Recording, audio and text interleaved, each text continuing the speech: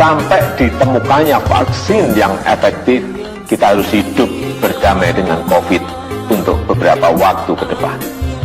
Kita memang harus berkompromi dengan COVID, bisa hidup berdampingan dengan COVID. Cina, TKA Cina yang masuk ini bukan merupakan ancaman, Pak. Saya dari Ternate, Pak. Saya dinas terakhir sebagai komandan kompi di Satuan 732 Raider di Ternate. Setiap saya pulang jam 2 malam penerbangan, di bandara itu hampir penuh dengan orang-orang Cina. Ketika saya melaksanakan satgas di Pulau Taliabu, di situ ada kelompok Cina yang banyak sekali. Ketika saya bertanya kepada kepala desa dan saya panggil 5 orang, saya panggil, tidak bisa berbahasa Indonesia, tidak bisa berbahasa Cina, berbahasa Inggris, dan tidak punya paspor, tidak punya visa. Dan saya tangkap.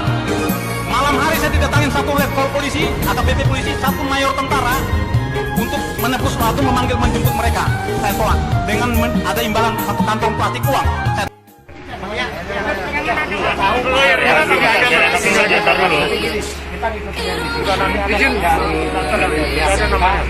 Kita kawal. Di sini kita jaga. Ya. Ini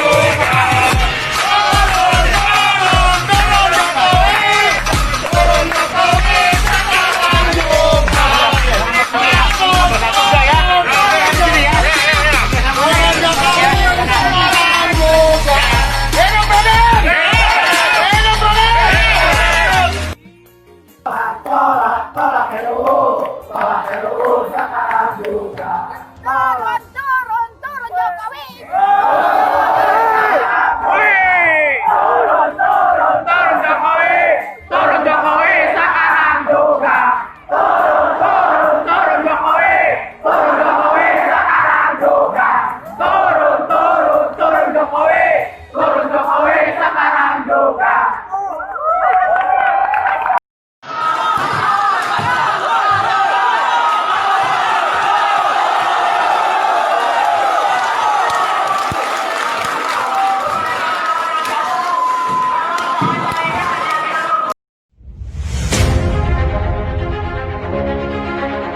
Beredar kabar di Maluku, TKA Cina kibarkan bendera Tiongkok.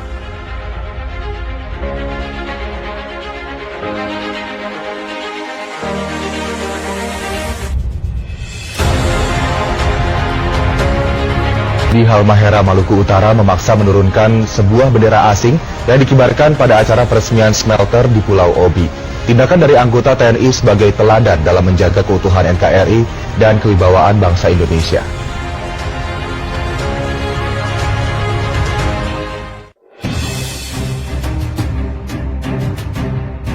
Beredar di media sosial Facebook terkait narasi yang menyebut adanya pengibaran bendera Tiongkok di Maluku Utara karena tidak takut terhadap rezim Joko Widodo Ma'ruf Amin.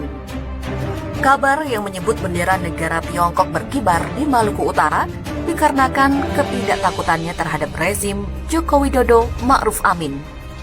Unggahan tersebut pertama kali dibagikan oleh salah satu pengguna Facebook dengan mencantumkan tautan sebuah artikel.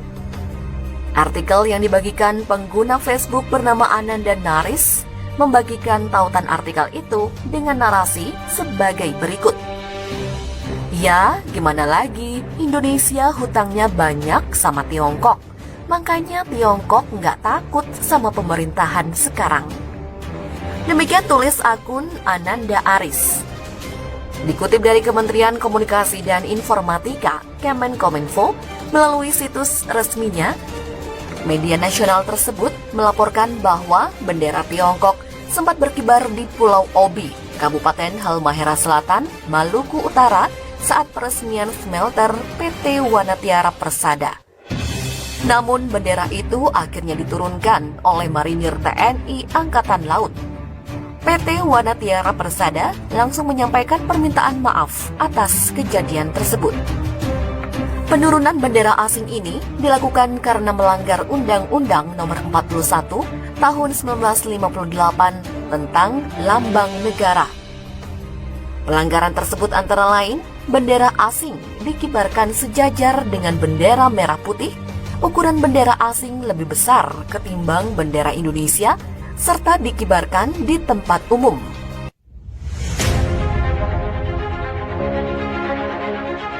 Perlu kami informasikan bahwa dari kronologis penurunan bendera Republik Rakyat Cina di Pulau Obi, Kabupaten Halmahera Selatan, memang benar terjadi. Pengibaran bendera Republik Rakyat Cina yang dikibarkan itu adalah ada dua lokasi, yaitu pertama di dermaga PT Wanatiara Persada dan satunya di lokasi perusahaan PT Wanatiara Persada yang mana PKI-nya? Kata Jokowi. Mana PKI-nya? Tunjukkan ke saya. Lah ini PKI-nya. Satu partai. Di depan matamu. Nah, jadi ini lagu lama, ini materi lama gitu kan. Ini materi sederhana. Makanya saya nggak aneh kalau sekarang rame DPR begitu, MPR begitu. Nggak aneh karena memang kasat mata sudah kelihatan dikuasai PKI semua itu kayaknya itu. Ini lagi, perhatikan. Loh, Pak Polisi, ya lagi-lagi aku nanya sama Pak Polisi ya. PKI itu kan terlarang, TAP MPR-nya ada, kekuatan hukumnya ada, payung hukumnya ada, legalitas hukumnya ada. Loh, tapi kenapa orang yang terang-terangan ngaku PKI kok nggak ditangkap? Justru yang menunjukkan PKI-nya yang ditangkap. Pripun Pak Polisi, coba. Yang nggak usah dijawab, saya tahu. Jawabannya saya tahu. Ini lagi. Nah, cabut larangan Marxisme. Ini orangnya. Lihat wajahnya, lihat auranya. Hei Jokowi, PKI-nya mana? Lah ini di depan matamu. PKI-nya mana? Tunjukkan ke saya mana orangnya. Lah ini. Di sebelahmu ini.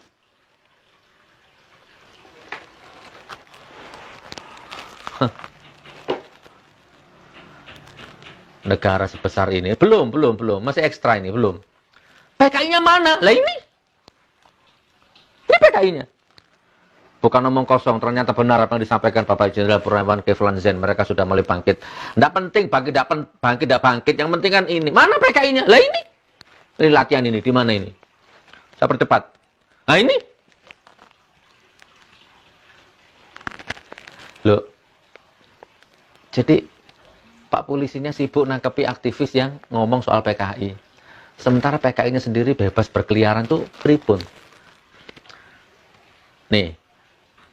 Belum dewe. Saya ingin bertanya, di mana? Di mana? Tunjukkan kepada saya. Kebangkitan PKI ada di mana? Ada di depan mata. Markas PKI di Jakarta, ala kantor LBH Jakarta. Markas PKI yang ada di Jakarta. Nah, itu. Yang sebut siapa? Alfian Tanjung. Saya ingin bertanya, di mana? Di mana? Tunjukkan kepada Aku saya. males delok rupan. Kebangkitan PKI ada. Warisi api juangmu. Pak Polisi itu. PKI. Ku teruskan jejak juangmu. Oke. Itu PKI-nya itu. Pripun? Kok jadi Pak Ruslan Gustom yang ditangkap? Nih, ini video lama semua, perhatikan.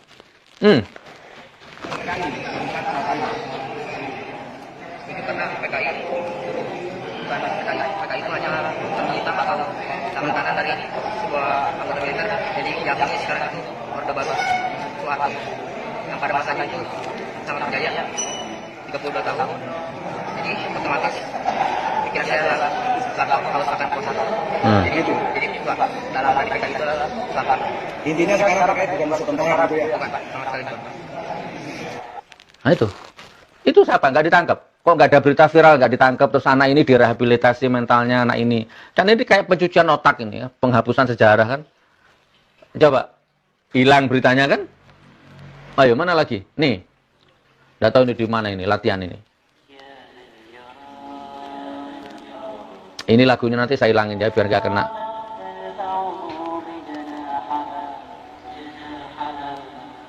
PKI-nya di mana? Lah ini. Ya sudahlah, memang ya sudahlah, ya apalagi lah, nanti biar Allah yang menghancurkan sehancur-hancurnya, kan begitu ya. Oke, saya percepat. Mana lagi ya? Sebentar.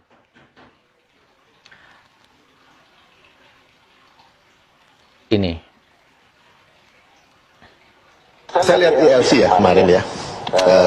Tidak ada penyiksaan apa segala macam kan. Di sini aja udah kayak gitu Mas, iya kan? Anak-anaknya lihat langsung. Loh, saya lihat langsung, iya kan? Edi lihat langsung. Kakak saya yang perempuan juga lihat langsung. Cuma waktu penembakan memang saya sama Edi. Setelah penembakan itu karena suaranya keras, bangun kakak saya semua. Saya masuk ke kamar mau bangunin, tapi yang keluar Ibu Jui duluan. Kami kejar Mas dari belakang. Kalau di film pun itu masih lebih bagus Mas itu ya. Diangkat apa kaki diseret, tangan diseret. Kalau waktu itu Mas, nggak ada yang angkat tangannya. Siapa? Orang diseret kayak diseret binatang. Nggak ada Mas. Diseret sampai keluar, dilemparnya ke dalam bus kalau nggak salah. Almarhum itu dilempar ke dalam. Sudah ada, saya nggak usah perpanjang. Intinya ini kesaksian dari keluarga yang dibantai gitu kan. Terus kemudian ini ada video menarik ini. Mana tadi ya? Saya sudah download tadi. Mana yang dibacakan puisi sama Ismail Marzuki terus kesurupan semua itu? Oh, enggak ada ya. Ada di mana tadi ya? Carilah di YouTube, ada itu. Dalam sebuah acara Taufik Ismail ya bacakan puisi tentang PKI, tiba-tiba marah semua, kesurupan semua orang-orang PKI-nya. Jadi atau inilah, ini terakhir ini. Ini tahun berapa ini video ini saya nggak ngerti ini. Dan nggak apa-apa diputar untuk pelengkap. Anda sudah lihat juga kok. Nih. Memang ditanyakan apakah setuju kalau itu bisa ada di setuju aja, kenapa tidak, dan itu harus tetap ada. Bahkan soal laku tidaknya dijual di depan rakyat itu tergantung rakyat yang menilai apakah konsep dan program komunis di Indonesia ini masih laku atau tidak gitu kan. Anda akan melakukan itu atau tidak? Saya menghargai kalau itu ada, tapi kalau saya untuk membuat partai, wah sekarang apa kan ada peraturan, ada bikin partai duitnya banyak ya. Dari mana ini kalau bikin partai itu? Ya artinya belumlah ke arah sana. Paling tidak saya tetap mengusul bahwa MPRS saja dicabut supaya misalnya ada pembubaran satu partai politik itu harus didasari dengan undang-undang, bukan seperti waktu tahun 65 main hantam aja, main bubarin, dan yang membubarkan itu biasanya angkutannya sendiri. Orang tua atau mungkin karena paman dan sebagainya. Perkiraan Anda ini ya? Iya, saya pernah hitung-hitung ya, bukan hanya perkiraan tapi hampir tepat lah gitu ya. Itu kalau baru anaknya ya, anaknya aja ya, dari jumlah orang tuanya, dan saya pernah meneliti betul itu 15 juta lebih. 15 juta. Belum cucunya ya. Kalau anak saya juga sudah punya 2 suara itu. Sudah punya 2. Berarti 20 jutaan ya, gitu ya. Jadi ini mau dibahas nggak dibahas bagaimana, tapi kok semakin kesini semakin negara ini nggak karu-karuan gitu kan.